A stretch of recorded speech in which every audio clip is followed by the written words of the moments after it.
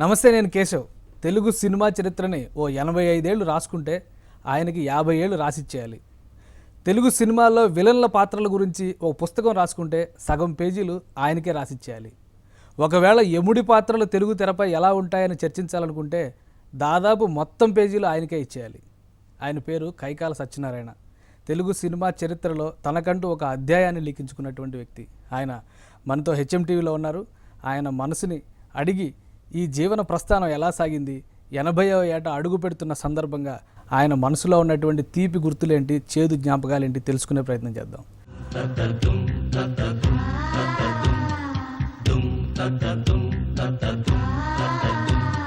కైకాల సత్యనారాయణ గారు, నమస్కారం అండి. నమస్కారం. 80 సంవత్సరాలు పూర్తి చేసుకుంటున్నారు అంటే అష్టపది. ఒక రకంగా 80 సంవత్సరాలు కంప్లీట్ చేయడం అనేది జీవన అధ్యయనంలో ఒక పరిపూర్ణమైనటువంటి మైలురాయి కింద మనం భావించవచ్చు. మీ జీవిత విశేషాలని ఒక్కసారి ఇలా తిరగవేస్తే మీకు కనిపించేటువంటి మధుర జ్ఞాపకాలు ఏంటి? తెలుగు సినిమా ప్రస్థానంలో, తెలుగు సినిమా చరిత్రలో కైకాల సత్యనారాయణ గారి ముద్ర ఎలాంటిది? నా సినిమా చరిత్ర అన్నారు, నాకు నేనుగా చెప్పుకోకూడదు, కానీ సినిమా చరిత్ర ఉన్నంత కాలం నానేమ కూడా ఇంకోడై ఉంటుంది. హీరోగా స్టార్ట్ అయింది, అది అయిపోయిన అది దెబ్బతింటాం, దాంట్లో అసలు పిక్చరే లేకుండా పోవటం, తర్వాత మళ్ళీ చిన్న చిన్న వేషాలు వేసుకుంటాం, నిలదొక్కుని ఆల్రౌండర్ స్థాయికి పెరిగాను. సినిమాలో కైకాల సత్యనారాయణ గారి గురించి బాగా తెలుసు, కానీ అంతకంటే ముందర 1935లో మీ జన్మదినం తర్వాత, మీరు జన్మించిన తర్వాత 1959లో సినిమా రంగ ప్రవేశం చేశారు. సినిమా పరిశ్రమలోకి నేను రావడానికి కారణం, ముందుగా నాకు సినిమాలో రావాలని ఇష్టం లేదు.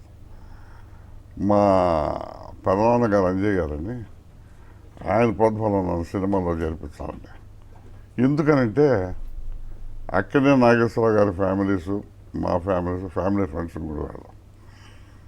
మా పెదనాన్నలు వాళ్ళ అన్నదమ్ములందరూ కలిసి వ్యవసాయం చేసుకునేవాడు. నేను నాటకాలు ఆడడం, నాటకాల్లో నేను కొంచెం పేరు రావడం, కాలేజీలో 1954 and 55 వరుసగా బెస్ట్ యాక్టర్ నేను. అది కాక బయట కూడా నేను నాటకాలు ఆడుతుండేవాడిని. ఇది చూసుకొని మా పెదనాన్న మా వాడిని కూడా సినిమా పరిశ్రమలో చేర్పించాలని ఆయనకు ఒక పట్టుదల. ఆయనే ప్రోత్సహించి నా ఫోటోలు తీయించి నాగేశ్వరరావు గారి వాళ్ళ అన్నగారు రామరమ్మ గారిని, నాగేశ్వరరావు గారిని సినిమా ఫీల్డ్లోకి చేర్పించిన మనిషి. ఆయనకి ఇచ్చే మామూలు కూడా చేర్పించాలయ్యా, ఈ ఫోటోలు తీసుకెళ్ళి అని చూపించమంటే చూపించారు. చూపిస్తే నాగేశ్వరరావు అన్నట్టు బాగానే ఉన్నాడు, కానీ ఇంకా చదువుకుంటున్నారు కూడా, చదువుకొని అప్పుడు వచ్చాయని ఆయన చెప్పి రావటం. మీ మొదటి అవకాశం అంటే సినిమాల్లోకి వెళ్ళడం అనేది ఒక కళ, వచ్చిన అవకాశాన్ని వద్దు అనడానికి అంత అంటే డిగ్రీ సాధించాలనే పట్టుదల కారణం ఏంటి అసలు? కారణం ఏంటంటే ఒకటే, మా వంశంలో అందరూ ఎక్కువగా చదువుకోలేదు. అంటే మా ఫాదర్ బ్రదర్స్ వాళ్ళు 5 అన్నదమ్ములు, వాళ్ళకి పిల్లలందరూ ఉన్నారు, ఎవరు ఎక్కువగా చదువుకోలేరు. నాకు ఏదో సొంత పట్టుదల ఉండేది. ఎవరు మా వంశంలో ఎవరు చదవలేదు, నేనైనా ఒక డిగ్రీ సంపాదించాలి, పేరు ప్రఖ్యాత ఉంటాయి మాకు అని చెప్పే ఉద్దేశంలో ఒక పట్టుదల ఉండేది. అలా డిగ్రీ సంపాదించాను. ఫస్ట్ టైమే పాస్ అయింది. మెడ్రాస్ ఇచ్చే నా ఫ్రెండ్ ఒక ఉత్తరం రాశాడు. అప్పుడు అతను ఎవరంటే కేఎల్ ధర్ అని, అసిస్టెంట్ ఆర్ట్ డైరెక్టర్ ప్రసాద్ గారి కంపెనీలో, ఎల్వి ప్రసాద్ గారి కంపెనీలో. ఆయన అప్పుడు అందరూ కొత్త వాళ్ళతో కొడుకులు కోడళ్ళు అనే పిక్చర్ తీద్దామనుకుని అనౌన్స్ చేస్తే అప్పుడు అది పెట్టి ఈయన పుస్తకం రాశాను. నాకు తెలియదు, చిన్నప్పుడు ఫ్రెండ్ అతను. ఏమంటే మీరు దీంట్లో అవకాశం దొరికేదట్టు ఉందో, మీకు దొరుకుద్ది, మీ పర్సనాలిటీని బట్టి మీరు ఇంట్రెస్ట్ ఉంటే మీరు ఒక 4 రోజులు ఉండేటట్టు ప్రిపేర్ అయ్యారండి ఇక్కడికి అని చెప్పి ఉత్తరం రాశాడు. ఇది మా ఫాదర్ చూపించాను. మీరు వెళ్ళమంటారా అన్న, మీకు ఇంట్రెస్ట్ ఉంటే ట్రై చేసుకో, లేదంటే ఇప్పుడు మన వ్యాపారం మనకుండానే ఉంది కదా అంటే, సరే అప్పుడు ఈ ఫ్రెండ్స్ వీళ్ళందరూ కలిసి ప్రోత్సహించి పంపించారు. ఎన్టీఆర్ పోలికలు మీలో ఉన్నాయి, మీరు ఎన్టీఆర్ గారిలా ఉన్నారని చెప్పని రంగస్థలం పైన ఉన్నప్పటి నుంచి మిమ్మల్ని చాలామంది గుర్తించి అవకాశాలు ఇవ్వడానికి వచ్చినప్పుడు ఇండస్ట్రీకి మీరు అవకాశాలు వెతుక్కునేటప్పుడు ఇంత శ్రమ పడాల్సిన పరిస్థితి ఎందుకు వచ్చింది? అంటే మనం అందరూ చూడలేదు కదా మంది. కేవీ రెడ్డి గారు అప్పుడు పెళ్లినాటి ప్రమాణాలు అనే సినిమా తీయబోతున్నారు. ఆయన దగ్గరికి వెళ్ళాను. వెళ్ళి ఇట్లా పొద్దున సాయంకాలం తిప్పిస్తుంటే ఇక నేను కాకపోతే చక్కలేసుకుంటే బయలుదేరి వెళ్ళిపోయాను. ఎందుకంటే తిప్పిస్తారు, అట్లా ఆయన దగ్గరికే పంపిస్తారు. వచ్చిన అందరూ ఉంటే సన్నాసులు లోపర్స్ అనుకున్నారు. మేము డిగ్రీ ఉందని ఉంటే చక్కలేసుకుంటూ వెళ్తాను. ఇది పైనుంచి ఆయన విన్నాడు. విని చూసి తప్పులు బట్టి రండి పైకి రండి అన్నాను. వెళ్ళాను. ఎవరండి మీరు ఏంటంటే కేకలేస్తున్నారు? లేదండి మీ దగ్గర ఇట్లా నేను గుడివాడ, నేను డిగ్రీ ఉన్నాను. నాకు మిగతా ప్రసాద్ టెస్ట్ చేశారు నన్ను. ఆయన ఇస్తున్నారు, నెల రోజులు టైం ఉందన్నారు. అందుకని ఏదైనా దొరుకుతాయేమని చెప్పని మీరు తీస్తున్నారని తెలిసింది కలుసుకున్నాం వచ్చారండి. అసలు మీ దగ్గర రానివ్వట్లేదు వీళ్ళు. రానికుండా పొద్దున సాయంకాలం ఇట్లా తిప్పుతున్నారండి. ఇక నా బాధేసి ఉంటే క్యాకులేసి ఉంటే వెళ్తున్నానండి. ఒక సీన్ ఇచ్చారు. ఈ క్యారెక్టర్ నేను నిలబడతాను అంటే యాక్చువల్గా చేశాను. వన్ మోర్ అని 8 times చేశాడు. అయిన తర్వాత రేపు రుద్రం ఒకసారి రండి అన్నాడు. వెళ్ళాను. మేకప్ మ్యాన్ హరిబాబు గారని పెద్ద మేకప్ మ్యాన్, ఆయన దగ్గర తీసుకెళ్ళి మేకప్ టెస్ట్ చేయించాడు. మేకప్ టెస్ట్ చేయించి హరిబాబు గ్రీన్స్ వండర్ఫుల్గా ఉన్నాడు కోరాడు. కాఫీ ఇచ్చి రేపొద్దున ఒకసారి రండి అన్నాడు. వెళ్ళా. వాయిస్ టెస్ట్ చేయాలి. మీ ఇష్టం వచ్చిన డైలాగ్ మాట్లాడండి, నట్లో కూర్చున్నా నాకేం పర్లేదు, నాకు ఇలా కావాల్సిన వాయిస్ ఎలా ఉంది దానికోసమే. సరే అని మా నాటకాల్లో ఒక పెద్ద డైలాగ్ మాట్లాడాను. కాఫీ ఉంటే మాకు కాఫీ తాగింది. ఈ కాఫీ అనేది ఎందుకంటే తర్వాత చెప్తాను. యు ఆర్ సెలెక్టెడ్ అన్నాడు. ఓకే. అప్పుడు అంటే ఆ రోజుల్లో ఒక వేషం ఇవ్వడానికి ఎన్ని విధాల టెస్ట్ చేస్తారో ఆలోచించి. ఇప్పుడు రోజుల్లో ఏంటి, రామారావు గారి కొడుకు అంటే క్వాలిఫైడ్, దాసనారాయణ గారి మహమ్మద్ అంటే క్వాలిఫైడ్, ఇట్లాగో ఇచ్చేస్తున్నారు అనుకోండి. కానీ ఇప్పటి రోజుల్లో సినిమా రంగంలోకి రావాలంటే అప్పుడు పడినట్టుగా, అంటే మీరు ఆల్రెడీ రంగస్థలంలో అనుభవం ఉండి బెస్ట్ యాక్టర్గా 3-4 ఏళ్ళు యూనివర్సిటీలో మీరు అవార్డులు పొంది, అయినా కానీ ఇన్ని టెస్టులు ఫేస్ చేసి తర్వాత పాస్ అయ్యి సెలెక్ట్ అయ్యారు అనే మాట విన్నారు. ఇప్పుడున్న పరిస్థితుల్లో ఇండస్ట్రీలో సెలక్షన్స్కి క్వాలిఫికేషన్ ఇప్పుడు మీరు అన్నట్టుగా అవి మాత్రమేనా? ఇంకా ఇప్పుడు అసలు టెస్టే లేవు. నేను చెప్పాను కదా, వీళ్ళు అందరూ ఏ టెస్ట్ బాలకృష్ణ ఏ టెస్ట్ చేసి వచ్చాడు, వెంకటేష్ ఏ టెస్ట్ చేసి వచ్చాడు, నాగార్జున ఏ టెస్ట్ చేసి వచ్చాడు, వీళ్ళందరూ చెప్పండి ఎలా వచ్చారు. వాళ్ళు ఆల్రెడీ మనకి ఇష్టం రకాల గాడ్ ఫాదర్స్ ఉన్నారు. వాళ్ళ ద్వారా వచ్చారు, ఇంట్రొడ్యూస్ అయ్యారు, తగిన పబ్లిసిటీ తీసుకున్నారు, ప్రేక్షకులు కూడా ఆదరించారు. కానీ అంటే వాళ్ళు ఒక రకంగా ఒక వైల్డ్ కార్డ్ ఎంట్రీ, వాళ్ళ ఫాదర్స్ నుంచి ఒక అంటే వెనకాల బ్యాక్గ్రౌండ్ ఉంది వాళ్ళకి. అప్పుడు మనకి బ్యాక్గ్రౌండ్ ఎక్కడ ఉంది? మరి సత్యనారాయణ గారికి వారసులు ఎందుకని అలా రాలేకపోయారు? అది త్వరగా చెప్తాను. ఇది రాలేకపోయినా ఇప్పుడు నేనేం చెప్పగలదు. అంటే మీరే పెద్ద క్వాలిఫికేషన్ కదా, మీ వారసులుగా వాళ్ళకి కూడా ఒక ఇంట్రెస్ట్ ఉండాలి కదండి. ఇప్పుడు నా వారసులు ఎట్లా విషయం, మా తమ్ముడు మా అబ్బాయిలు ఇద్దరు వాడు ప్రొడ్యూసర్స్ రమా ఫిల్మ్స్ అని పెట్టి వాడు అంటే ఆర్టిస్ట్గా మనకి ఇంట్రెస్ట్ లేదు, రాలేకపోయారు. ప్రొడ్యూసర్స్గా ప్రొడక్షన్లో మాత్రం ప్రొడక్షన్లో 8 పిక్చర్లు తీసాం. ఆల్ సక్సెస్ఫుల్ పిక్చర్లు. రామారావుతో తీసాం, నాగేశ్వరరావుతో తీసాం, చిరంజీవితో తీసాం, కృష్ణేశ్వరరావుతో తీసాం, బాలకృష్ణతో తీసాం. అది 8 పిక్చర్లు తీసాం. 8 సక్సెస్ఫుల్ పిక్చర్లు.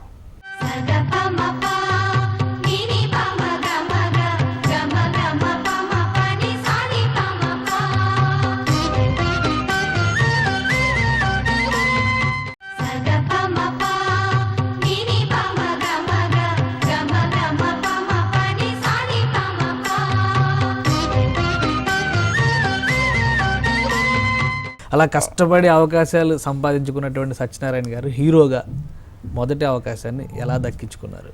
ఇట్లాగే వెళ్ళిన వాళ్ళలో డిఎల్ నారాయణ గారు అక్కడ. రైట్. అప్పుడు ఆయన సిపాయి కూతురు తీయబోతున్నాడు. మీరు దూరంగా చిన్న వేషాలు వేశారా అన్నాడు. ఏమీ లేదండి, ఆ పిఏపీ వాళ్ళు చిన్న వేషం ఇస్తున్నారు, ఇల్లరికి తీస్తున్నారు, ఇస్తున్నారు. ఇక్కడ వేయలేదు. నా దగ్గర ఏ వేషాలు లేవు, హీరో వేషం ఒకటి ఉంది, మీ దగ్గర ఏ వేషం ఏం లేదండి, మీకు ఆ హీరో ఇస్తున్నాను అన్నాడు. ఏంటి హీరో అంటారు ఏంటని నన్ను కింద చేస్తాడే అనుకున్నాను. మనం హీరో ఎక్స్పెక్ట్ చేసి వెళ్ళలేదు కదా, అదే ఏదన్నా వేషం దొరుకుతామని ఇలా కానీ అగ్రిమెంట్ చేద్దాం, మీ వాళ్ళు ఎవరైనా ఉంటే తీసుకురా అన్నాడు. మేము ఎవరు లేదండి, ఈ BN studio sound engineer Suryanarayana గారండి మా చుట్టం ఆయన తీసుకెళ్ళాను. అగ్రిమెంట్ రాశారు. రైట్. 3 years పర్మనెంట్ ఆర్టిస్ట్గా. అప్పుడు అన్ని మంత్రి సాలరీస్ డిగ్రీ. రామారావుకి ఫస్ట్ పిక్చర్ 500, రంగారావుకి 500 విజయవాడ వచ్చింది. నాకు పిక్చర్కి మంత్లీ 300, సెకండ్ పిక్చర్ నుంచి 500 ఇలా రాసి ఉంది. అంటే వన్స్ ఒకసారి సెలక్షన్ అయిపోయి అగ్రిమెంట్ అయిపోయిన తర్వాత ఇంకా ఆ కంపెనీ తప్పితే వేరే కంపెనీ సినిమాల్లో వాటిలో ఇందులో అది చేయదు. చేయొచ్చు, మామూలుగా ఫ్రీలాన్సింగ్ అయితే చేయొచ్చు. నేను పర్మనెంట్ ఆర్టిస్ట్కి బుక్ చేశాను కదా. నేను పెద్ద ఛాన్స్ దొరికింది అనే సంతోషంలో ఉన్నాం కానీ ఇవన్నీ ఇలా ఆలోచిస్తే. బిగించారు మన తర్వాత ఏమైనా దృష్టి ఎక్కడ ఉంటుంది మనకి. ఆ సిచ్యువేషన్ అలాంటిది కదా. పిక్చర్ రిలీజ్ అయింది, ఫెయిల్యూర్ టైప్. దాంతో నాకేమో రిలీజ్ లెటర్ ఇచ్చాను, బయటకు మేము చేసుకోవచ్చు. సో సిపాయి కూతురు హీరో అని కానీ పెద్ద డిస్క్వాలిఫికేషన్ అయిపోయింది. మా అవకాశం లేదు, రిలీజ్ లెటర్ ఇచ్చాడు, ఇంకేం చేయలేదు. పెద్ద హీరోయిన్ పక్కన హీరో పెద్ద హీరోయిన్ పక్కన అందరూ ఎక్స్పెక్ట్ హీరో వేషం వచ్చింది. ఫ్యూచర్ బాగుంటుంది అని చెప్పి ఆల్రెడీ మీకు చెప్పారు కాబట్టి ఆయన, మీరు హీరో రోల్స్ కోసం వెయిట్ చేయకుండా వెంటనే ఒక ఆర్టిస్ట్గా ఏ రోల్. వినండి చెప్తాను ఆగండి. సిపాయి కూతురు హీరో అనగానే ఒక డిస్క్వాలిఫికేషన్. ఇండస్ట్రీలో ఏంటంటే first picture must be A success, కాకపోతే ఇంకా రాదు అవకాశాలు. అది కూడా కాకుండా ఇప్పుడు మా విలన్ దృష్టిలో చూస్తే విలన్గానే బుక్ చేస్తారు కానీ హీరోగా బుక్ చేయరు. హీరోగా చూస్తుంటే మనం విలన్గా బుక్ చేయరు. అదొక ఆనందం ఇండస్ట్రీకి. షూటింగ్కి వెళ్తున్నాం బయలుదేరి. విట్లాచారి గారు కూడా వస్తున్నాడు మాతో పాటు. ఈ దీనికి వస్తున్నాడా అనుకుని ఈ వాళ్ళ నెక్స్ట్ పిక్చర్ డైరెక్ట్ చేస్తున్నాడు, ఓకే. Modern theatres. ఒక ఆ పిక్చర్కి వస్తున్నాడేమో అనుకుని ఊరుకున్నాను. అయిపోయింది. పొద్దున్నే తీసుకెళ్ళారు, వేషం ఇచ్చారు. సెట్లోకి వచ్చాం. సెట్లోకి వచ్చిన తర్వాత విట్లాచారి గారు డైరెక్ట్ చేస్తాడు. ఇదేంటి ఈ డైరెక్ట్ చేస్తున్నాడు అని ఒకవేళ సెకండ్ యూనిట్ ఏమైనా పెట్టారేమో. ఫస్ట్ మొదటి డైరెక్టర్ ఏమో SD రాదు, ఓకే. సెకండ్ యూనిట్ ఏమైనా చేస్తారేమో అని చెప్పి నేను ఎందుకంటే మనం అడగలేదు. 2 రోజులు ఈయన డైరెక్ట్ చేశాడు. డైరెక్ట్ చేసి 3వ రోజు ఉదయం పొద్దునే నా దగ్గరికి వచ్చాడు. సత్యాన గారు అసలు విషయం చెప్తాను వినండి. మిమ్మల్ని బుక్ చేయగానే పూర్ణ డిస్ట్రిబ్యూటర్ మిమ్మల్ని పెట్టడానికి వీల్లేదండి అని ఇలా చెప్తాను రాశాను. వీళ్ళేమో తెలియదు ఏంటంటే మాకు తెలుగు వాళ్ళు ఎవరో తెలియదు, మనకి తీసుకొచ్చారు రాశారంటే అక్కడ చోట ఆయన చెప్తాను. ఆయన గాడ్ ఫాదర్ ఏదో ఆయన అన్నాడంట, ఏమండి నేను తీసుకొచ్చి పెట్టిన పాపానికి అపుణ్యానికి ఆయన తీసేశాడు. ఆయన నోటు కాడకు కూడా తీసేశాడు. అతను భవిష్యత్తు ఎలా ఉంటుందో తెలియదు కదా, అందుకని 2 రోజులు నేనే డైరెక్ట్ చేస్తాను, రష్ చూద్దాం, బాగుంటే కంటిన్యూ చేద్దాం, కానీ లేదంటే పొద్దు తీసేసి పెట్టుకుని ఖర్చు అంతా నేను పెడతానండి అంటే సరే అని ఒప్పుకున్నారు. అంతగా 2 రోజులు డైరెక్ట్ చేశాను నేను.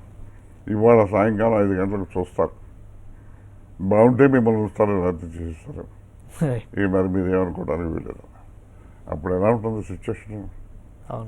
ఒకటా ఫస్ట్ ఫెయిల్యూర్ అయింది, రెండోది వచ్చేది అక్కడ దాకా దగ్గర దాకా వచ్చి మళ్ళీ అడ్డు తగిలింది. ఎట్లా ఉంటుంది? ఎంతకంటే నామర్థం లేదు కదా, తిరిగి వెళ్ళలేం కదా, ఏం చేయడం.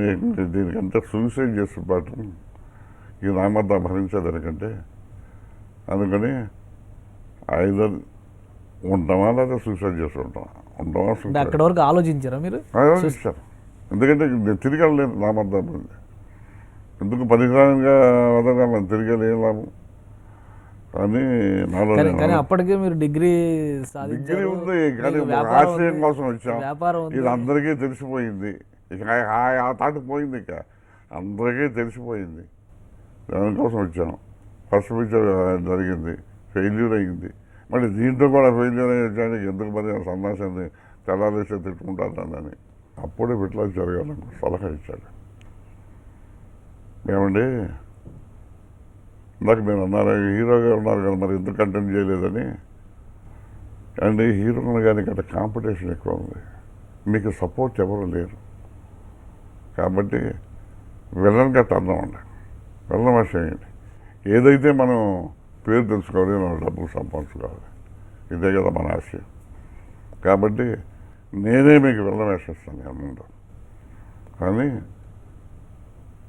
అప్పుడు నాగేశ్వరరావు కూడా నిజాన్ని సలహించాను. అంటే విలన్స్ ఎవరు లేరు, ఏదైతే మీరు టర్నవ్వండి.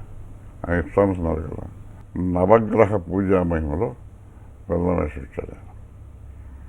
మొదటి సినిమా విలన్ గా, మొదటి సినిమా నవగ్రహ పూజ, కాంతారావు హీరో, కాంతారావు గారి హీరో. నేను నా పక్కనే మనిషి, ఆవిడ కూడా అదే ఫస్ట్ రావటం. ఐశ్వర్యం అయిపోయింది. అట్లా ఒకటి అలా పాపం విఠలాచార్య గారే ఇచ్చుకుంటూ వచ్చాడు. అలా టైంలో విఠలాచార్య గారు అగ్గిపిడికి తీశాడు. అగ్గిపిడికి తీసి దాంట్లో రామారావు గారి డ్యూయల్, ఒక రామారావు గారికి ఆపోజిట్ రాజనాథ్ గారు, ఒక రామారావు గారికి ఆపోజిట్ నేను. ఆ పిక్చర్ 28 రోజుల్లో తీశారు రామారావు కలిసి అయిపోయింది. అప్పుడు ఏంటంటే మెడ్రాస్ ఆనవాయితీ పిక్చర్ వేసిన తర్వాత అందరికీ ప్రివ్యూ వేస్తారు. ఈయన కూడా ప్రివ్యూ వేశాడు. వేసి అందరినీ పిలిచాడు. మరి నా దృష్టమో లేకపోతే ఎందుకు వచ్చారో, ఈయనేంటి 28 రోజుల్లో రామారావు గారు జీరో ఎలా తీశాడు చూడాలని చెప్పి picture cream of the industry వచ్చారు. All the producers, directors, artist పెద్దవాళ్ళు మొత్తం అందరూ వచ్చారు. సర్ప్రైజింగ్గా నా వేషానికి పేరు వచ్చింది. దాంట్లో వచ్చేసరికి ఇక బయటకు వచ్చిన తర్వాత నన్ను కంగ్రాచులేట్ చేస్తూ మత్స్య నుంచి టక్కటక్కటక్కగా రామారావు గారికి ఆపోజిట్ 5 పిక్చర్లు బుక్ చేశాను, ఇంక్లూడింగ్ జెమినీ పిక్చర్ ఆడపడుతు. ఇక అక్కడి నుంచి ఏమైంది, రామారావు గారు నేను మెయిన్ అయ్యాం, కాంతారావు గారు రాధారావు గారు సెకండరీ అయ్యారు. మెయిన్ పేరు మేము హీరోయిన్ పిల్లలు. అలా కొన్ని సంవత్సరాలు నలుగురు హీరోలకి నేనే పేరు, రామారావు, నాగేశ్వరరావు, రమణ బాబు, కృష్ణ, నలుగురికి నేనే ఇదేశాను.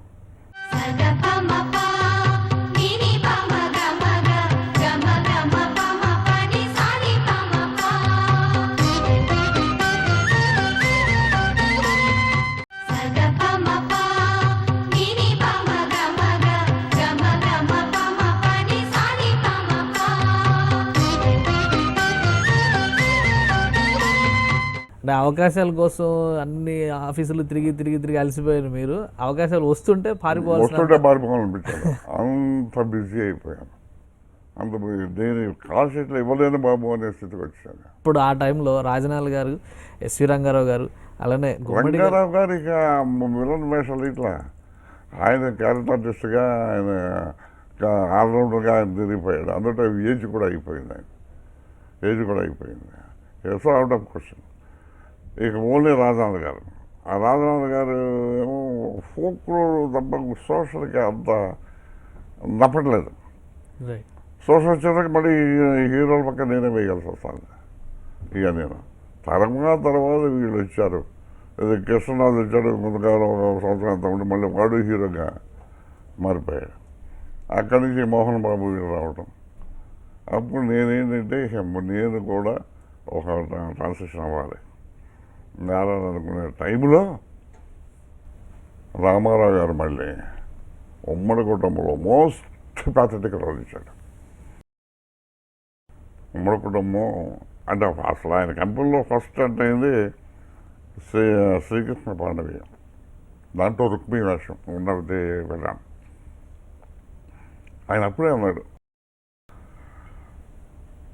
సత్యనారాయణ ఫస్ట్ అన్నిటిలో ఎంటర్ అయ్యారు, అందులో జనవరి 1 వేషం వేస్తున్నారు, దీంట్లో మీ లైఫ్ ఎట్లా ఉందో చూడాలి, ఏమైనా అదృష్టం కలిగిస్తే సంతోషం. అక్కడి నుంచి నన్ను ఒక తమ్ముడిగా చూడడం బిగించేశాడు ఆయన, సొంత తమ్ముడిగా. It's my privilege also. ఎట్లాగంటే ఇండస్ట్రీలో అందరినీ ఆయన గారు అన్నాడు, కానీ నన్ను రక్షణ లేదు. పిలిస్తే తమ్ముడు రా అనేవాడు, లేదంటే సత్యాన రాయి. అటాచ్మెంట్ ఎందుకు వచ్చింది ఎందుకు మీకు? వచ్చిందో ఏదో అంటే కేవీ రెడ్డి గారితో మీరు ఒకసారి చూడగానే మిమ్మల్ని అలా కనెక్ట్ అయ్యారు. 15 రోజులకు ఒకసారి వేషాలు లేకపోయినా వచ్చి కలువు అనే పరిస్థితి వచ్చింది. ఎన్టీ రామారావు గారు తమ్ముడు అనే అంత చనువు మిమ్మల్ని చూడగానే ఎందుకు వచ్చిందో అందరూ నేను చెప్పింది నా అదృష్టం అండి, నా అదృష్టం అంతే.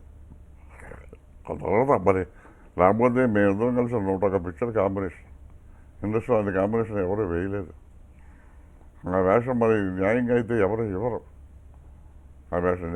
అది కూడా ఎట్లా వచ్చిందంటే మేము అన్ని తెల్లలేసి నేను ఆయన కదా నెంబర్ పిక్చర్లు కదా, మేము ఎదురే కదా.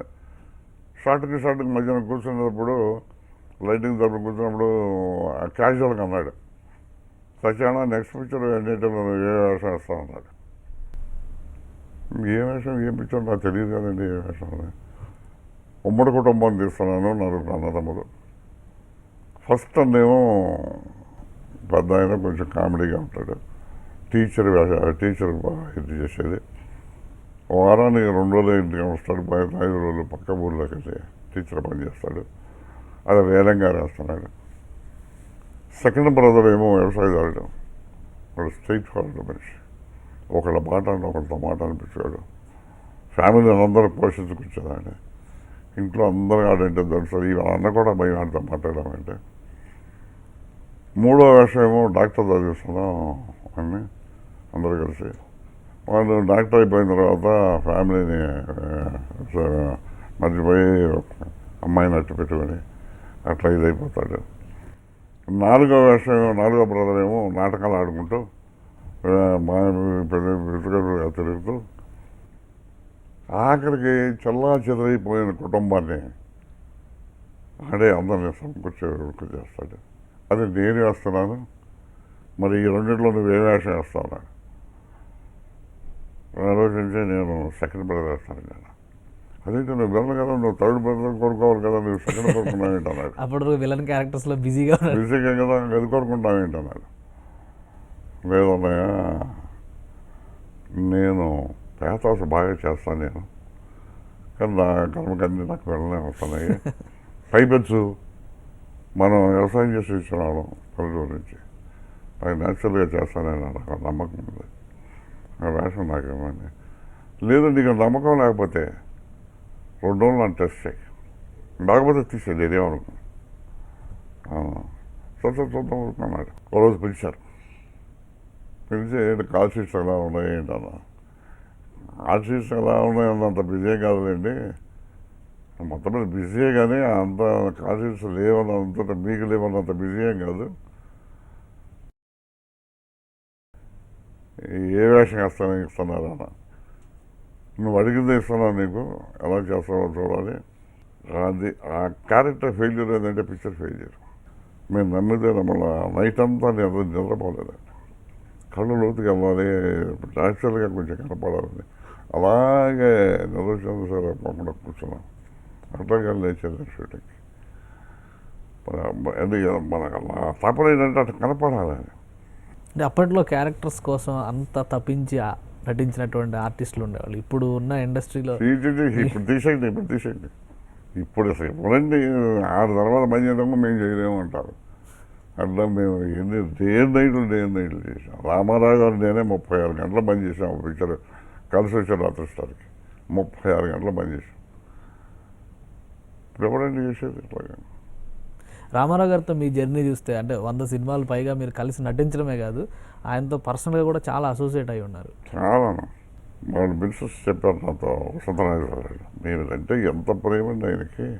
ఆయన చెప్పాడు కూడాను, నా లైఫ్లో నాకు లాయల్టీగా ఉంది నా తమ్ముడు సత్యనారాయణ ఒక్కడేను. సొంత తమ్ముడుగా నా తమ్ముడు కాదు, నా బిడ్డలు కాదు ఎవరు లేరు. అంత నేనంటే అంత భయం భక్తిగా ఉన్నాడు అతను. నా జీవితంలో అతను మాత్రం నేను మర్చిపోయానండి. ఇట్లాగే అన్నాడు చెప్పారు నాకు. అది అంత ఆయన మనసులో అట్లా పెరిగిపోయిందండి. చీఫ్ మినిస్టర్ అయిన తర్వాత, ఆయన రాజకీయాల్లోకి ప్రవేశించిన తర్వాత మీరు ఆయనతో అటాచ్ అయినా లేదా ఆయనకు తోడ్పాటు అందించినటువంటి పరిస్థితులు ఎలా ఉండేవి? రాజకీయం గురించి చెప్పను. అసలు ఎట్లా వచ్చింది తెలుగుదేశం పార్టీ చెప్పండి. అంటే అసలు ఆయన రాజకీయాల్లో వస్తానంటే కూడా సినిమా ఇండస్ట్రీలో చాలా మంది వద్దు, రాజకీయాల జోలికి వెళ్ళొద్దు అని అదే చెప్పి చెప్తున్నానండి. మీ అనుభవం ఏంటి ఆయనతో? అదే చెప్తున్నాను. మేము ఇట్లాగే ఏదొచ్చినా కూడా మేము ఏదైనా డిస్కస్ చేసుకున్నాము స్టార్టింగ్ మధ్య. అన్నాడు, తమ్ముడు ఒక సలహా చెప్పు, నేను అనుకుంటున్నాను మన ప్రేక్షకులు అభిమానులు అందరూ మనం ఇంత ప్రేమించి అభిమానించారు కాబట్టి మనం ఈ పరిస్థితిలో ఉన్నాం. పేరు ప్రఖ్యాతులు సంపాదించుకున్నాం, డబ్బు సంపాదించుకున్నాం, అన్నీ బాగున్నాం. కానీ ఈ జన్మలోనే ఏదైనా వీళ్ళకి మనం చేయగలిగే సహాయం చేస్తే ప్రజలకి మన జీవితానికి కొంతైనా పరమార్థం ఉందనుకుంటున్నాను. ఏమంటారు నాకు చాలా మంచి తోటలు నీకు ఎందుకు ఇచ్చినా కానీ ఇంటి చెయ్యి చేద్దాం. హ్యాంగ్ వాడవలే కదా మనకి వాడవేయం. అదే ఆలోచించకపోతే మనకు వచ్చే అవకాశాలు. ఆ టైంలో కర్నూలు ఎస్ట్రాజర్ మోహన్ రెడ్డి అని అతను వచ్చాడు. చెప్పి ఏమండి మళ్ళీ అందులో ఈయన జాతకం ప్రకారం ఏంటంటే 60వ సంవత్సరం వచ్చేసరికి ఈయన ఈ లైన్ మార్చేయాలి. మార్చకపోతే అసలు పర్సనాలిటీ పెట్టుకుంటే దెబ్బతినిపోతాడు అని చెప్పని ఆయనకి ఇది. అందుకనే ఆ టైంలో చాలా అందరికీ ఎవరెవరికి ఇవ్వాలని పనిచేస్తున్న ఆయన ఆల్మోస్ట్ ఫ్రీగా పెట్టుకున్నాడు. ఈ అయ్యేసరికి అప్పుడు దానికి తగ్గట్టు ఏంటంటే కాంగ్రెస్ పార్టీ మీద ఇది ఒక ఎమర్స్ వచ్చినప్పుడు. సో ఇది మంచి తాటుగానే ఉంది అని అసలు మనం ఎందుకు పార్టీ పెట్టకూడదు, దాన్ని పెట్టి చేద్దామని చెప్పి అప్పుడు కాంగ్రెస్ పార్టీ మీద అంత కోపం రావడానికి ఏమైనా ప్రత్యేక కారణం కూడా ఉంది. తమిళనాడులో మీరు చూస్తుండగానే ఎంజీఆర్ లాంటి వాళ్ళు ఆల్రెడీ పెట్టిన పార్టీలోకి వెళ్ళారు కానీ పార్టీ పెట్టే సాహసం చేయలేదు. కానీ ఎన్టీఆర్ గారు అంత కోపం వచ్చిందంటే ఆయనకి 2 కారణాలు ఉన్నాయి నాకు తెలిసి. అప్పుడు సరోజిని పుల్లారెడ్డి అని ఒకప్పుడు మినిస్టర్ చేశారు కాంగ్రెస్లో. ఈయన ఏదో పని ఉండి ఆవిడ ఇంటికి వెళ్ళారు. లాభం బయట కూర్చోమనంటే ఇప్పుడు కొంచెం మాట్లాడదాను వస్తానని చెప్పని కూర్చోమని 2 గంటలు కూర్చోబెట్టాను. ఎన్టీఆర్ అప్పటికే అంత పెద్ద స్టార్ని 2 గంటలు కూర్చోబెట్టాను. సరే కూర్చోండి ఎట్లా వచ్చాం కదా కూర్చోండి. సరే బయటకి ఏంటండి మీరు వచ్చారు సార్, నేను మర్చిపోయి అన్నారు కదా, ఎవరు కూడా నేను పని తలసి వస్తానని వెళ్ళిపోయింది. నన్ను ఎంత ఇన్సల్ట్ చేస్తుందా అని అదొకటి. భవన వెంకటరామరెడ్డి వరకు చీఫ్ మినిస్టర్ చేశాడు. వీళ్ళిద్దరు క్లాస్మేట్స్.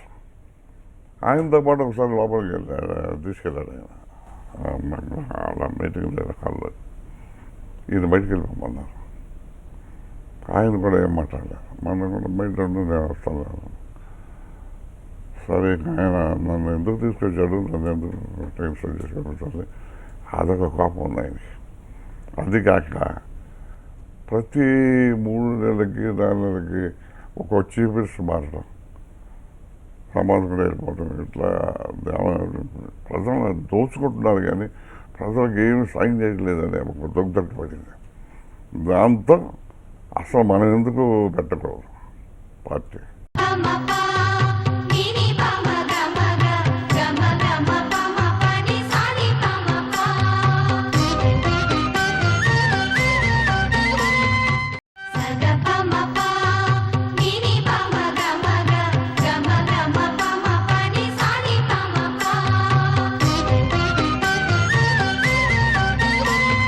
ఈ మధ్యకాలంలో ప్రజారాజ్యంలో ఒక పార్టీ పెట్టారు, చాలా ఎక్సర్సైజ్ చేశారు, రకరకాల సస్పెన్స్, పేపర్లో రోజు హెడ్లైన్స్, టీవీలో బ్రేకింగ్ న్యూస్లు ఇవన్నీ చూస్తూనే ఉన్నాం.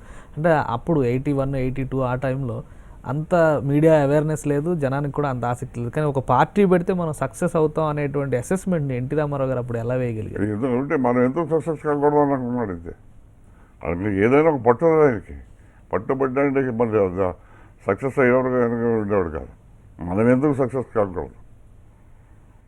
అలా అసలు ముందు ఫౌండర్ మెంబర్స్ మేము ముగ్గురమే. మార్చి 84 మార్చి 29 ముహూర్తం పెట్టి ఆ రోజున కొబ్బరికాయ కొట్టి పార్టీ పేరు పెట్టిన ఆ రోజున అనౌన్స్ చేసింది తెలుగుదేశం. దానికి సింబల్ ఎలా ఉండాలి అంటే పార్టీ పేరు పెట్టడాన్ని ఎట్లా అంటే అందరూ అనుకున్న రామారావు సజెస్ట్ చేశాడు, ఇది తెలుగుదేశం అని పెడదాం అనుకుంటున్నాను అని. ఆయనే అన్నారు ఆ మాట. ఆయనే ఉంది. అవును పెట్టమన్నాను. పెట్టమని ఎవరు మేము ముగ్గురే కదా, మీరు, నాదెండ్ల భాస్కరరావు గారు, ఎన్టీ రామారావు. ఇంకా మాట ఎవరు కాదంటే విషయం బాగాలేదు మూడు పెట్టడం అంటామా. భాస్కరరావుకి ఎక్స్పీరియన్స్ మనిషి, ఆయన కూడా బాగుందండి తెలుగుదేశం బాగా. విదిన్ 9 monthsలో గెలిచి ప్రభుత్వాన్ని స్థాపించాడు. It's record in the world.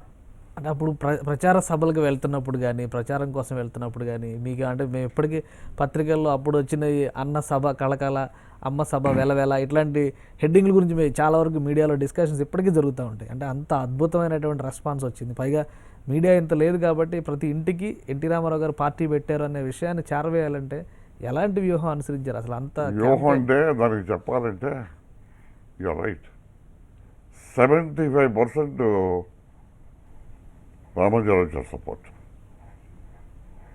ఈయన ఫోటోలని చెట్టు కింద కూర్చోడం, అక్కడ స్నానం చేయటం, నైట్ల్లో వేళలో పడుకుంటాం, అక్కడ చెట్టు కింద గడ్డ వేసుకుంటాం, ఇట్లా మార్నింగ్ 6-7 గంటలకు బిగిన్ చేసి నైట్ 2-3 గంటల వరకు కూడా ప్రొపగాండాకి వెళ్ళి అక్కడి 1 గంట 2 గంటలు పడుకోవడం, ఇవన్నీ 75% హెల్ప్ చేశాడు. ఒక 25% ఏమో ఈ చరిష్మా ఏదో ఆర్టిస్ట్గా, మిగతా ఏమన్నా వదిలేసేయండి. అంత చెప్పలేని ప్రొపగాండా ఇచ్చాడు రామగారు. కొంచెం సామాన్యం కాదు. ఒక్కసారి గెలుపు డిక్లేర్ అయిన తర్వాత, తెలుగుదేశం పార్టీ గెలిచింది, ఎన్టీ రామారావు ముఖ్యమంత్రి అవుతున్నారు అని చెప్పని తెలిసిన తర్వాత మీరు ఆయనతో ఫస్ట్ మీరు షేర్ చేసుకున్నారా, ఆయన మీతో షేర్ చేసుకున్నారా? ఆ మొదటి క్షణాలు అసలు మొదటి క్షణం మేము అందరం వెళ్ళాము. ఎవరెవరు మీటింగ్కి వెళ్ళాము. నేను, రావుగోపాలరావు, నూతన్ ప్రసాద్, వీడు మోహన్ బాబు, మేము అందరం వెళ్ళాం. అంటే ముఖ్యంగా నేను ఆయన కూడా రమ్మినట్టుగా ఉండేవాడిని. ఆయన అన్నాడు, మనం బతుకున్నంతకాలం నువ్వు నేను కలిసి ఉండాల్సిందే, నేను కొట్టే నువ్వు అక్కడ ఉండాలి అంటే నేను అనట్లేదు కదండి. ఉండేవాడిని. నన్ను మినిస్టర్ కూడా ఎన్నికల్లో నిలబడమని వద్దున ఇప్పుడు నాకు ఇంకా కొంచెం బాధ్యత ఉన్నాయి, ఫ్యామిలీ అనే బాధ్యత ఉన్నాయి, నువ్వంటే నువ్వన్నీ తెలిసినట్టు సరిపోయింది. నేను తర్వాత వస్తాను, నీకు కూడానే ఉంటాను కదా నేను, అట్లా కూడా ఉండేవాడిని. ప్రమాణ స్వీకారాన్ని కూడా మమ్మల్ని ప్రత్యేకంగా కూడా తీసుకెళ్ళి అక్కడ స్టేజ్ ముందే అందరి స్ట్రీట్లో వేసి కూర్చోబెట్టి వెళ్ళొచ్చిన తర్వాత ఆయనతోనే డిన్నర్, లంచ్ ఆయనతోనే, నైట్ డిన్నర్, తర్వాత మరుసటి రోజు వెళ్ళిపోయాం మేము. ఆ విధంగా షేర్ చేసుకున్నాం ఆనందాన్ని. సెంట్రల్లో కూడా నేషనల్ ఫ్రంట్ ఆయన మరి చైర్మన్ అయ్యాడు. ఇంకా ఆయన బతుకుంటే అసలు ప్రైమ్ మినిస్టర్ అయ్యేవాడు, అది వేరే విషయం అనుకోండి. అది నాకు తెలుసు. ఎవరి క్యాండిడేట్ అని ఎతికి ఎవరో దొరకకపోతే ఆఖరికి దేవేగౌడ నేను ఉంచుంటానంటే దేవేగౌడ పెట్టాను అనుకోండి, లేకపోతే ఈయనే ప్రైమ్ మినిస్టర్. రైట్ సత్యనారాయణ గారు, సినిమాల విషయంలోకి వస్తే విలన్గా మీరు చేసినటువంటి రోల్స్ తర్వాత క్యారెక్టర్ ఆర్టిస్ట్గా కొన్ని సందర్భాల్లో కామెడీ విలన్గా కూడా కన్వర్ట్ అయిపోయిన పరిస్థితి ఉంది. అంటే మొత్తం అన్ని క్యారెక్టర్స్లో చూస్తే మీకు నచ్చే క్యారెక్టర్స్ ఏవి? విలన్గా చేయడం ఇష్టమా, హీరోగా చేయడం ఇష్టమా, లేదంటే మిమ్మల్ని ఎస్టాబ్లిష్ చేసేటువంటి క్యారెక్టర్ ఆర్టిస్ట్గా చేయడం ఇష్టమా మీకు? క్యారెక్టర్ ఆర్టిస్ట్ గారి మజా ఉంటుందండి. ఎందుకంటే రకరకాల టైపులు ఉంటాయి దాంట్లో. ప్లస్ ఇంకోటి ఏంటంటే ఎనీ డే క్యారెక్టర్ ఆర్టిస్టే పిక్చర్ లాక్ వచ్చారు. మీరు చూసుకోండి, చరిత్ర చూసుకోండి, అనే పిక్చర్ లాక్ వచ్చేది పైకి. తర్వాత అన్ని రసాల్లోకి కరుడు రసం ఉంది, అది మనిషి అట్లా కరిగిచ్చేస్తుంది. ఈ కరుడు అంతా క్యారెక్టర్ ఆర్టిస్ట్లోనే ఉంటుంది. అంటే ఉమ్మడి కుటుంబం సక్సెస్ తర్వాత మీకు అటువంటి పాత్రల్లో పర్సంటేజ్ పెరిగిందా? మరి మా చాలా అక్కడి నుంచి నేను వెళ్ళి తగ్గించాను. అక్కడి నుంచి నాకు అత్తగారు కొత్తవాళ్ళు, అది మంచి వేషం. ముగ్గురు బ్రదర్స్, నేను, కృష్ణ, హర్నాథ్. అది కాక మళ్ళీ శారద నా లైఫ్ హిస్టరీయే మార్చేసింది. అంత మునుపు నాకు ఆడవాళ్ళ దగ్గర నుంచి ఒక కొత్త వచ్చేది కాదు. అలాంటిది శారద లీడ్ అయిన దగ్గర నుంచి వేరు ఇంత గట్టలో రోజులు. నేను హీరోగా నా పేరే భగవాన్, దయారమ్మ బంగారయ్య, దేవుడే దిగొస్తే ఇవన్నీ నా టైప్ ఆఫ్ హీరోస్. మరి అట్లా అనుకుంటే నిప్పులాంటి మనిషి వేశాను. నిప్పులాంటి మనిషిలో మరి రామారావు కంటే నిజం చెప్పండి నా క్యారెక్టర్కి పేరు వచ్చింది, షేర్ ఖాన్. మరి యమగోళకి రామారావు కంటే నాకే పేరు వచ్చింది. తర్వాత జనరేషన్లో పౌరాణిక పాత్రలకి మీరు పెట్టింది పేరు నవరస నటనా సార్వభౌమ అనే మీకు బిరుదు తీసుకొచ్చింది కూడా పౌరాణిక పాత్రల్లో మీరు అంత సక్సెస్ని చూపించిన తర్వాత అనేది అందరి నమ్మకం. పౌరాణిక పాత్రల్లో మీ ప్రవేశం ఎలా జరిగింది? మైథలాజికల్స్లో పేరు వచ్చింది ఏంటంటే దుర్యోధనుడును రావణాసురుడు వేసిన తర్వాత దుర్యోధనుడి క్యారెక్టర్ వచ్చింది. ఎట్లాగంటే అది కూడా రామారావు కాదు. ముందు కృష్ణావతారంలో రంగారావు గారు దుర్యోధనుడు, నన్ను కర్ణుడు అనుకున్నాడు.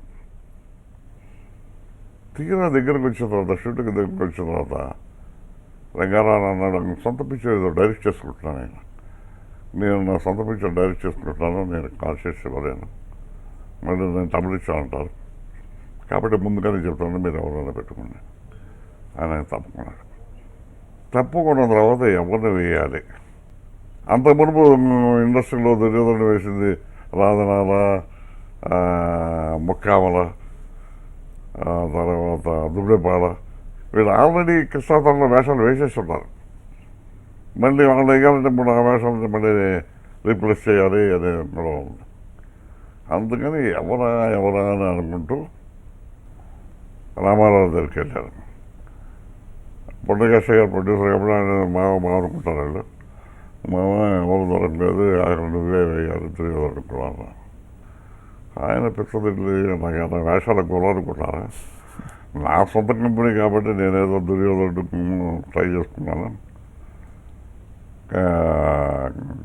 ఇదే శ్రీకృష్ణ పాండవీయంలో కానీ అసలు ఇంకా ఇండస్ట్రీలో ఎవరెవరు ఉన్నారు ఇవన్నీ చెప్పుకొచ్చారు. ప్రభాకర్ రెడ్డి, గుమ్మడి, జగయ్య, లాస్ట్కి నా పేరు చెప్పారు. He is the man. ఆయనే వేయాలి మళ్ళీ వేషం మా తర్వాత. అది అక్కడ కలపకుండా నేను ఎప్పుడైతే రంగారావు గారు వేయనంటున్నాడు అని నేను వాళ్ళ చుట్టూతో తిరుగుతాను. ఆ వేషం నాకు ఇవ్వండి, నేను నాకు కూడా దుర్యోధన లైఫ్లో వేయాలని ఉంది, మీరు రోజులు టెస్ట్ చేయండి, బాగాపోతే తీసేయండి, నేనేమనుకున్నాను అని అంటే అసలు చూద్దామని ఆ లక్ష్యం నాకు ఇవ్వడానికి. ఎస్వి రంగారావు గారిని మైమరిపించారు మీరు అనే స్థాయిలో ఆ పాత్రలు చేయడం అవి ఎలా వచ్చినాయి? ఎమ్మడి పాత్ర నాకు నరసరాజు గారు చెప్పాడు, నాకు జిస్ట్ అంతా చెప్పాడు కూర్చోబెట్టి. ఫస్ట్ దాన్ని క్యాప్చర్ చేశారు. మ్యాక్సిమం నేనే చేయాలనుకున్నాను, అంతే. ఆ రిజల్ట్ బ్రహ్మాండంగా వచ్చింది. నీదే ఫస్ట్ రామారావు కనపట్టలేదు అన్నారు. అక్కడి నుంచి నేను ఎప్పుడు వేషం వేసినా ఆ పిక్చర్ సక్సెస్ అయింది. సో ఎప్పుడు వేషం వేయాలంటే నేనే వేయాలంటే ప్రజల్లో ఒక కాన్ఫిడెన్స్ ఇది పడిపోయింది. యమలీల లాంటి సినిమా తర్వాత ఘటోత్కచుడు అని చెప్పని మీ పోస్టర్స్ చూసే ఇలాంటి సినిమాలు ఫుల్ లెంత్లో చేస్తే హిట్ అవుతాయి అనేంత ఈ జనరేషన్ ఈ మధ్య కాలంలో 15 ఏళ్ల క్రితం 20 ఏళ్ల క్రితం కూడా వచ్చింది. అంటే అటువంటి సబ్జెక్ట్స్ మీకై మీరు ఎన్నుకున్నారా, లేదంటే మీకు వచ్చిన అవకాశాలు? దాదాపు వందల పాత్రలలో నటించిన మీకు జీవితాంతం నిలిచిపోయే పాత్ర, ఒక పాత్ర, ఈ పాత్ర ఎప్పటికీ నా పాత్ర అనిపించేటువంటి క్యారెక్టర్ ఏది? ఇప్పుడు వెళ్ళ వేశారు, మన ఎంత తిట్టుకుంటే అంత బాగా చేశాడు. నేను స్వయంగా విన్నాను. అవుట్డోర్ వెళ్ళినప్పుడు ఆడవాళ్ళు వచ్చి ఏం బాబు నీకు మాత్రం అబ్బాయిలు లేరు, ఎందుకు నన్ను బిడ్డనంత బాధిస్తావు నువ్వు అనేవాడు. అంటే నిజంగానే మనం బాధిస్తాను అంత ఫీలింగ్. కామెడీ విషయం దేవుడు చేసిన మనుషులు, దేవుడు చేసిన మనుషులు రంగారావు గారు పర్సనల్గా వచ్చి ఇదేమంటున్నాను అచ్చం ఎస్ గారి పిక్చర్లో సెకండ్ మార్క్ ఇదేడు నీదే ఫస్ట్ నీ ముందు నేను కనపడలేదు, అందుకనే నీకు కంగ్రాచులేషన్స్ చెప్పాలనుకున్నాను, చెప్పాను అని వెళ్ళిపోయాడు. మరి అంత ఆర్టిస్ట్ వచ్చి కంగ్రాచులేషన్స్ చెప్పాడంటే ఇప్పుడు వస్తున్నటువంటి ట్రెండ్స్ సినిమాలో చూసి ఇప్పుడు బాహుబలి లాంటి సినిమా గురించి మొత్తం దేశం అంతా చర్చిస్తున్నటువంటి పరిస్థితి ఉంది. దేశం అంతా నన్ను అడిగితే ఇట్ ఈస్ నథింగ్ బట్ ఇలాంటి హిందీలో చేసినప్పుడు క్రికెట్ గ్లౌస్ ఇవన్నీ వేసిన పిక్చర్ ఇవి. It is nothing but a grandeur, it's a directors picture. అతను ఇమాజినేషన్ ఇంత గ్రాండియర్గా తీయాలనుకున్నాడు, అది తీసేదమ్మా. కానీ ఇప్పుడు ఇండస్ట్రీ నడుస్తుందంతా ఇటువంటి గ్రాండియర్ వైపే నడుస్తుంది. ఏం చేస్తాం ఇప్పుడు?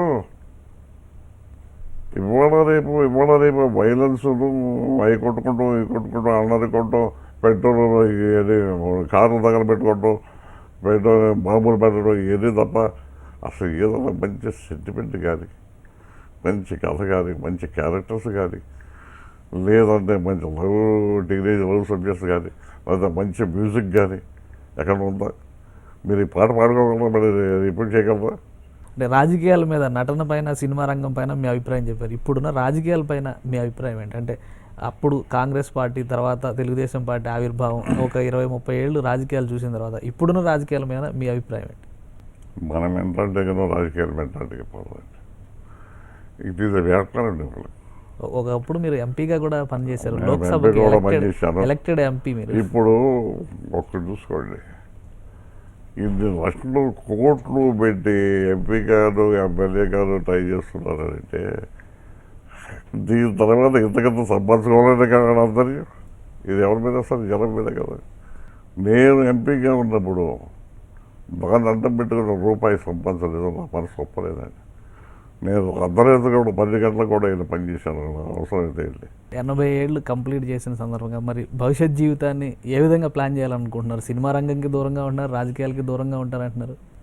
ఇక పీస్ఫుల్గా మన పిక్చర్లు చూసి ఎవరేసుకుంటూ ఎంతకాలం కలిపేమంటే అలాంటి పిక్చర్లు వచ్చాయా, అలాంటి క్యారెక్టర్ చేశారా అవన్నీ ఒకసారి మనం ఇప్పుడు వేసుకుని చూసుకుంటే ఆ రోజున ఎంజాయ్ చేయలేకపోయి, ఈ రోజున నిజంగా ఇట్లా చేశాను. ఇప్పుడు ఎంజాయ్ చేస్తున్నారు ఆ పాత్ర? ఎప్పుడు చేశారా ఎట్లా ఇవన్నీ రోజులు ఇప్పుడు పిక్చర్లు చూసుకుంటే ఒక మానసిక తృప్తి ఉందండి. మానవుల నెంబర్ ఆఫ్ క్యారెక్టర్ ఆల్రౌండ్ అనిపించుకుంటారు ప్రజలందరి చేత. మానసిక తృప్తి ఉంది, ఇంతకంటే కావాల్సిందే ఉంది.